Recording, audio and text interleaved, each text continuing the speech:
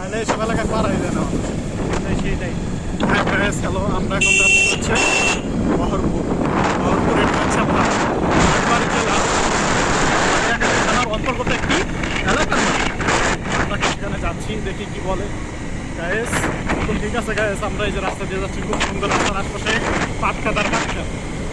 হ্যাঁ, আবার 2-4টা বারও আছে আশপাশে দেখা যাচ্ছে। আমরা যে জিনিসটা খেয়াল করলাম এখানে শুধুই পাট খাত, কিন্তু কোনো পানি নাই। কোনো পানি নাই। পানি এই যে সব পাট সেইটে কোথায় যে জাগ দিবে সেটাই আমি চিন্তা করতেছি। এই যে একজন দেখেন লোক দিয়ে কান্দে ঠিক আছে ভাই, তুমি আবার মাইরে দেবে না ভাই। না না, এই তো সামনে দেখা যাচ্ছে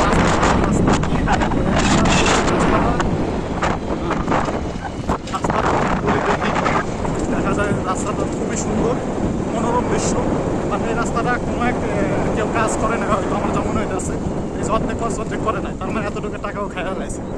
এতটুকু টাকা তার তো মিনিমাম 1-4 লাখ টাকা, এটুকু আমার বাজেট কম। ঠিক আছে।